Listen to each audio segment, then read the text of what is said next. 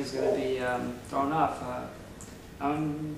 This should be definitely a pretty good, exciting fight. I don't think it should be a downfall at all. I like Pearson's tattoo though, man. You know, if one? if I was one of those guys who didn't know anything about MMA, has never seen any of these. I haven't seen Barboza, but I have seen Pearson. I would probably have to go with who had the coolest tattoo, and I probably would choose Pearson. You know what I mean? Uneducated kind of analyst, but I mean. Yeah, he's got more fights on his belt than Edson, so I can see where it's coming from. What round would you go with, Joey? Man, you know what? This is a tough one, man. And part of me just wants to pick all the Brazilian fighters because I know that nobody competes like Brazilians in their own hometown. Like seriously, these guys have a lot of pride. It's gonna be, and actually, it's the same thing. If they were fighting in England, where Pearson's from, I've seen him in England. He had a hell of a performance. Sometimes you perform better in your hometown because you just don't want to lose. Yeah. You know what I mean? Pride. These guys are nothing. I hate pride. Yeah, and I'll even give you another example. I mean, when what was that guy? Mark Hominick fought Jose Aldo, and that was in Canada. Mark Hominick. I mean, he's the guy that had that big swollen head. He had like a big ball just form on the top of his head. I mean, people thought that fight should have been stopped a long time ago, but they let it keep going. And actually, at the last round, he was on top, throwing elbows, punches to Jose Aldo, who is considered one of the best pound-for-pound fighters in the world. Yeah, that's what you love about MMA. So that's what I'm saying. Like sometimes it can make a big difference, man. Like you can be a completely different fighter than you were in your previous fight if you're fighting in your hometown. Yeah, it can change everything, but it can also backfire you. You can get embarrassed as well. But that's the thing about mixed martial arts. Not only is it just mixed martial arts, it's also mixed situations, and that's where we come in with the split decision. We're gonna have to now, guys. We have to pick what's gonna happen. This is a tough one. This is a pretty tough one. But you know what? I think I know. I'm gonna go with the Real Deal or Junior. Let's see. We're gonna let our guest pick first this time, and then I'll go. Then Rene will go. Then I'll go. I'm gonna have to give it to the Brazilian. He's young. He's got that killer look in his eyes, and he's the one who lives in his hometown. But I'd say second round. See what happens. By submission or knockout, I don't know. But I'm gonna say maybe it'll go 2 rounds. Part of me wants to say it's gonna go to the judges, but another part of me says it's gonna go to the judges.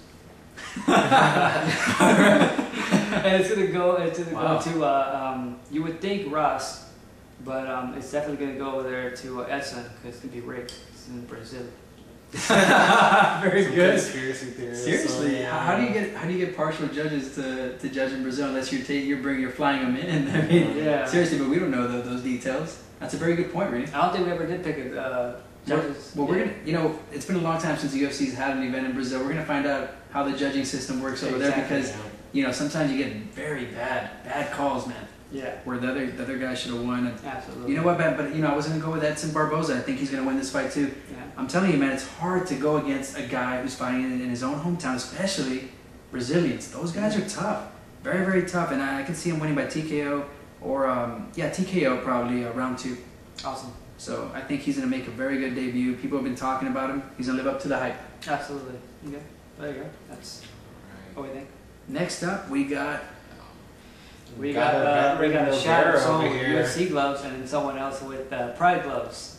Someone's on a budget. Not a budget, but I mean, you couldn't honestly get him to wear fucking UFC gloves. All right.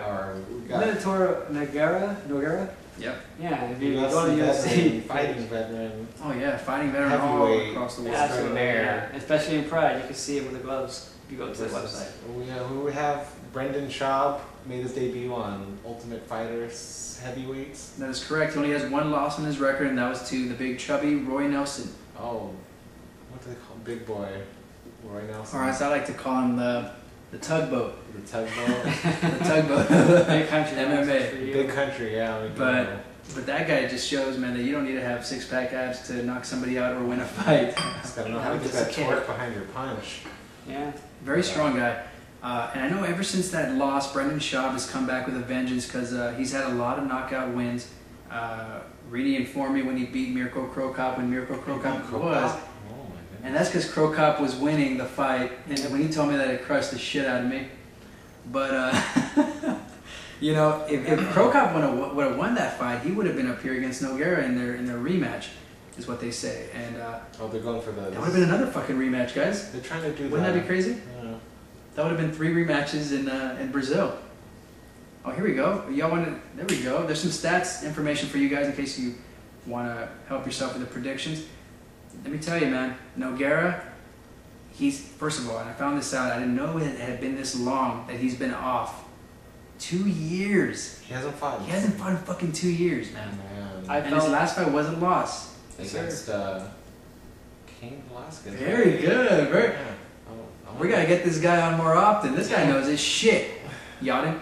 I've been on the Cain train for a doubters. long. I've been on the Cain train The for a long Cain time. The Cain train. There we go. I predicted he was going to win the championship. Wow. But back to the fight on hand. Yes, yes. We got Minotauro versus Brendan Schaub. Man, like I said, 2-year layoff. Last fight was a loss, but man, it just depends. You know, like I said, I mean, He's probably feeling real good right now. I think so. And I'm sorry.